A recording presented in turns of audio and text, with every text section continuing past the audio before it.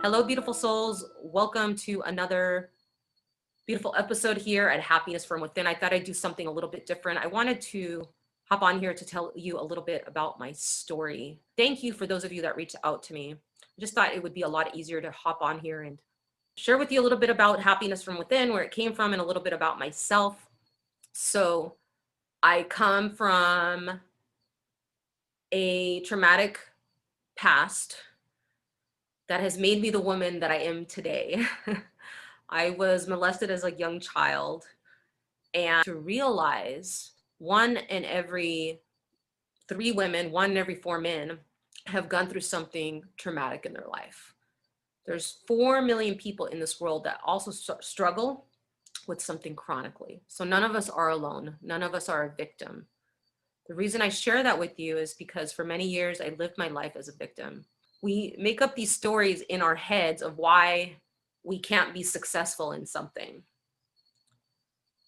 And so that's my first message to you guys is they're patterns, they're stories that we tell ourselves. And it's a matter of taking small steps to change the story that's in our head. And so I want to take you back to when I was a kid. I grew up having a lot of anger. Not really sure why. I believe it was anger that I carried from another lifetime. Really deep, but yes. They said that I used to pound my head on the wall, and they didn't understand why I was so angry. And so one thing that I've come to realize through my spiritual practice is that each and every single one of us took on the mission of choosing our parents and being reincarnated in this life state where we are right now. So with that being said, we are all victors, we are not victims. And as I progressed in my life, a lot of these wounds that I was carrying, a lot of stains, a lot of scars, started to really take an effect.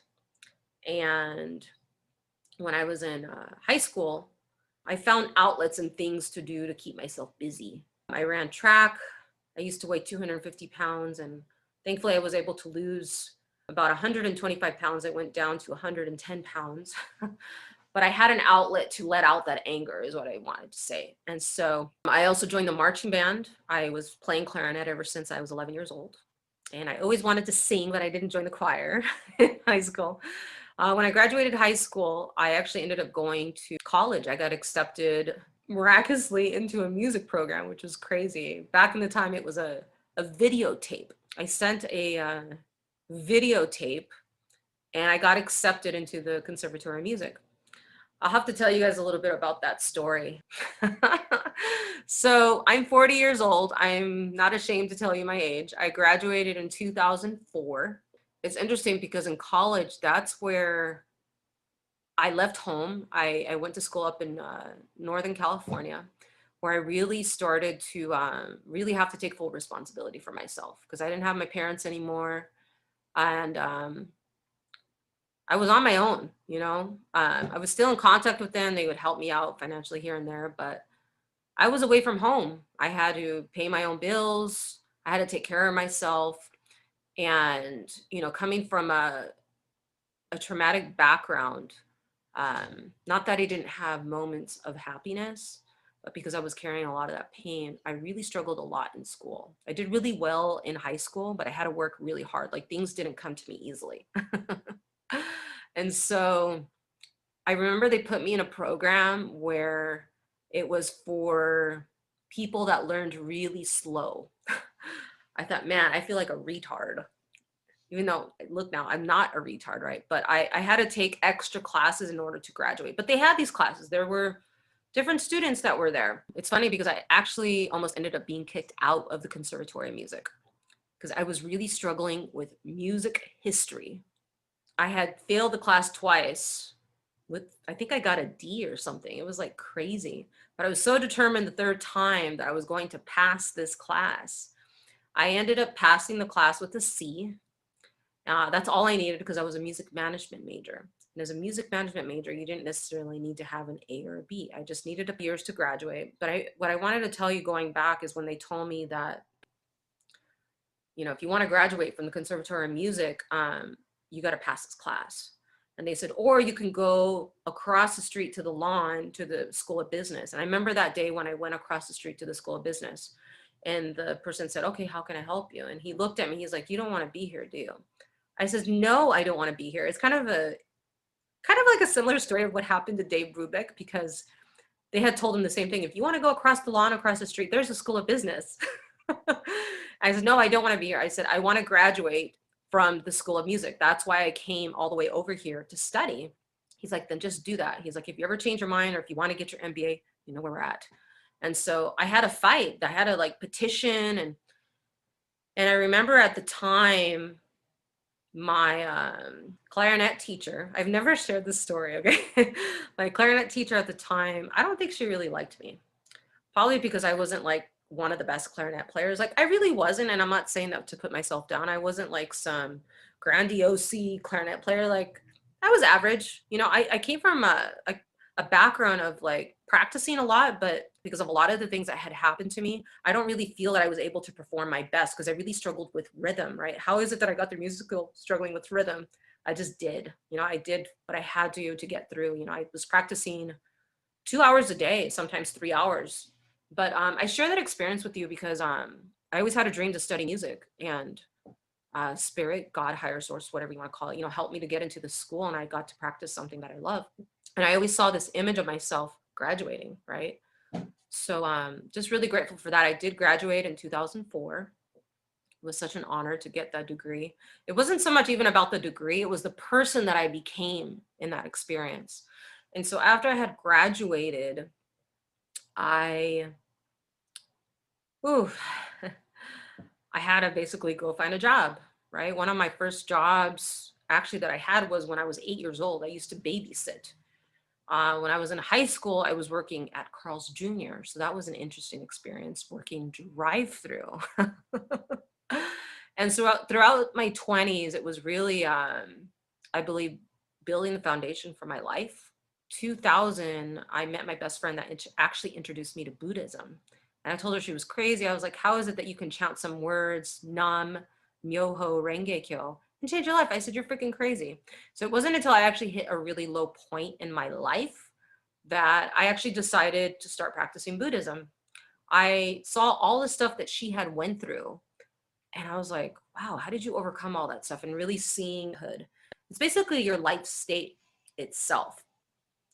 I started practicing in 2005, and fast forward, I've been practicing now my life in so many aspects.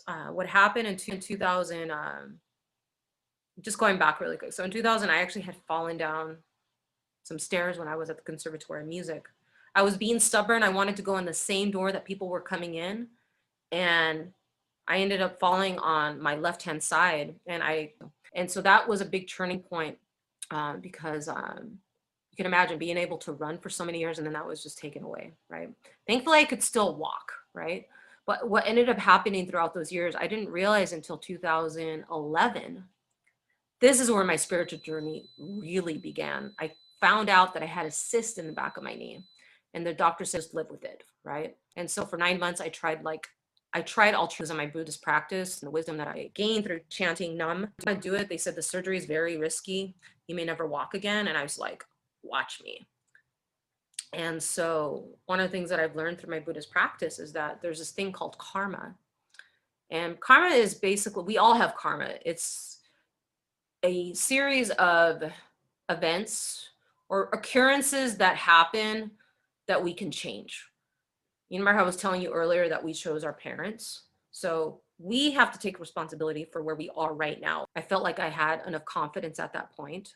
The surgery was very successful. The back of my knee, like it was so crazy. I remember when I went the first week for them, to check up on it. Like I looked back at my knee and I literally lost it. I was just like, oh my God, my leg's not beautiful anymore. Like they had to scrunch up the skin. It was like so gross, but it was healing really nicely, right? A year and a half, I was able to ride a bike and I felt like my life was getting back to normal. Because every year up until then, when it used to get cold outside, I would start to have issues with it getting inflamed, and I didn't know what was going on. And the doctors had told me in 2008, just to back up, they told me in 2008 about this condition that I had called pigmented venodular synovitis. And they told me the only way to get rid of it is through surgery. I was like, the hell, you are not cutting open my leg. But the thing is my leg got so bad, you guys, like it literally got so, like it got so swollen. Like I was literally like limping. And so fast forward in 2014, they told me that this condition came back. And they said, now it's in the front of your leg. And so because of everything I had gone through in 2011, I wasn't scared to get a second surgery. I was like, okay, let's just have the surgery and get it over with. And to be honest with you, looking back during that time, I don't really think I spent enough time really thinking about whether I needed that surgery, because looking back, I don't think I really needed the surgery. After the second surgery, my leg definitely was not the same. And that's where a lot of the difficulty started coming, as far as being able to sit and stand for a long periods of time, right?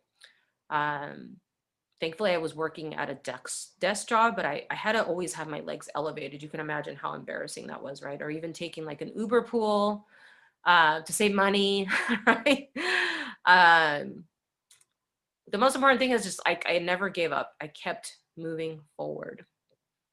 I continue to encourage other young women to keep practicing. And there's this thing in Buddhism, they talk about really fighting, right? And that just simply means, just having this deep determination. If you are interested to learn more about this Buddhism, I would love to connect you to somebody in your community. This practice is actually in 149 countries. And the president of our organization, President Ikeda, he's actually dedicated his life to spreading world peace. And so I consider him one of my mentors. So moving forward, it was in 2018, which was only about 3 years ago, that this condition came back again. I knew something was going on in my knee because I could still bend it, but it was very difficult still to walk, right, and sit and stand for a long period of time. It's like taking the bus. It was crazy. But I had this deep vow, this deep awakening that if I decided to get a third surgery, I knew that this was going to be the last surgery. And so I actually found a really good doctor. And basically, to make a long story short, I ended up I had to get a third surgery because that condition, the PVNS, the pigmented venodular synovitis, had spread so much to the side of my leg and all the way on the top. And if I would have left it there, the thing with pigmented venodular synovitis is that, you know, the only way that the doctors say to get rid of it is, through surgery. But if you don't get it taken care of, if it starts to affect your joints, that's where a big issue can happen. There's actually people that have gotten their legs amputated and their feet amputated. So I didn't really want that to happen.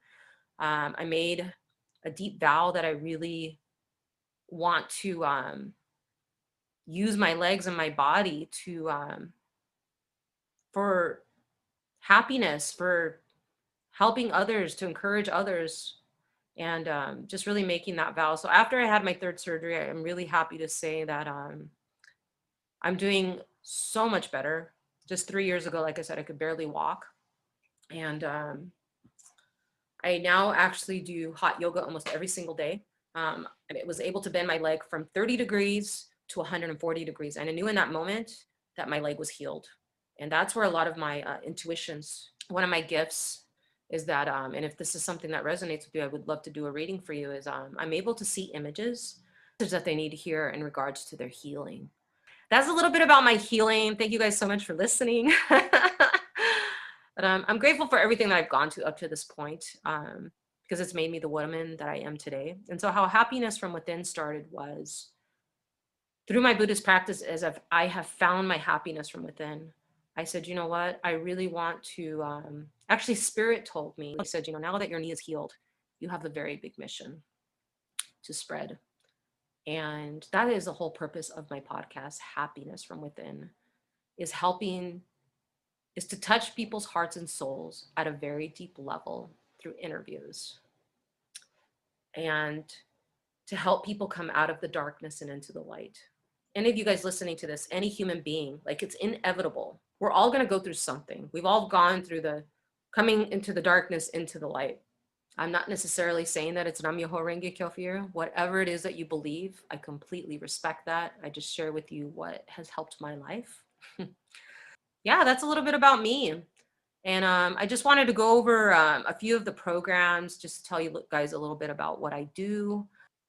For about 2 years, I've been coaching women for free, which has been very rewarding. But now that I'm providing more value, there is an energy exchange. So helping women, specifically women. I do not coach men. I coach women how to heal their body through food and through spirituality. I actually was very fortunate. I integrative nutrition. So I am a certified health coach. If that resonates with you, I can give you that resonates with you. I can provide you other healing modalities, but I really believe that it starts with food. What is it that we're putting in our mouth? One of the people that I have been following now for almost a year, his name is Medical Medium. So I will be teaching you the protocols that I've used to heal my body through Medical Medium. By no means has it stopped. I'm still learning myself, but I'm very passionate about his work because I have read a lot of different health books, and his protocols have helped to heal you guys. True fact, his protocols has helped to heal more people than any other system, period. Yeah, I definitely recommend for you to check him out. He provides a lot of amazing value. Check out his books. He's been talking about this viruses and things that affect our body for the past 35 years. There's doctors that talk to him on a daily basis. The top spiritual people in the world come to him for guidance. And one of the things I wanted to share with you that he shared on his live the other day, he said a lot of the top spiritual people, he didn't name names, but he said that, yes, you can heal your body through meditation and spirituality, but what is it that we're putting in our body? These spiritual people actually had aches and pains. Like, they were very good at mastering their mind, but what is the food that they were using?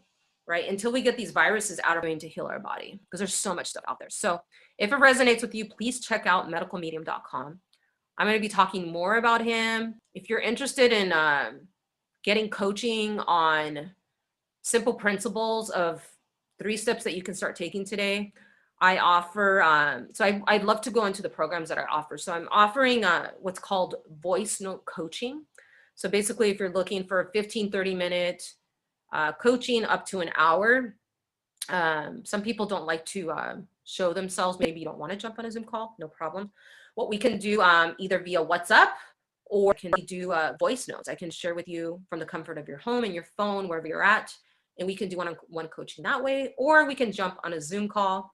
So again, I would love to be your holistic coach in helping you heal from trauma through food, spirituality, medical medium, and helping you to take the first step in your healing. So the other thing is I do offer group coaching programs. One of my programs that I have 3-4 times a year is called Beautiful Soul Emerging. It's for a very small group of women. A lot of the work that I do, you guys, is very deep. It's not for everyone. So JANET.com. That's JANET.com.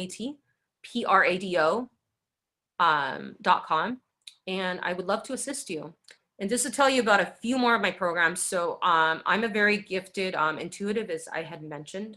And one of the programs that I offer that is very different than any other program is what's called a customized healing meditation. What is a customized healing meditation? So a customized healing meditation is we hop on a call for 30 minutes and we focus on any area of healing that you want. And then I give you a message from spirit of what's going to be best for you. And then I go into a quiet space and I connect with source spirit guides and bring you a beautiful meditation just for you. So it's not like a meditation that you listen to on YouTube. This is going to be specifically customized just for you. Yeah, customized meditation. So if that's something that resonates with you, again, go to JeanettePrado.com. You can book your appointment there. If you're looking just for a healing session for either 30 minutes to an hour, I also do up to 90 minutes. I also do that. So I provide also a lot of amazing, amazing free value on my YouTube channel, which you're on right now, or maybe you're listening through Apple or Spotify, wherever you are in the world. But yeah, I just thank you so much for allowing me to share. I truly honor your presence. Thank you for each and every single one of you, whether you're new, you've been following me for quite a while. Truly honored to bring this message of happiness from within. Please make sure to grab your free meditation, manifestation, abundance audio. You can grab it on the link below. It's really been helping a lot of people. Thank you guys so much for your feedback. And I will be bringing you, my goal is to bring you actually more meditations on how to connect with your heart, connecting with your soul. So definitely look out for those. And the last thing I just want to throw out there is you can actually get my meditation bundle. You can get 3 meditations. Now, everything is at JeanettePrado.com. So again, thank you so much. And I wish you a wonderful, fabulous day. And remember, smile because you're worthy and because you're beautiful. Thank you so much. And I'll catch you on the next episode. Bye for now.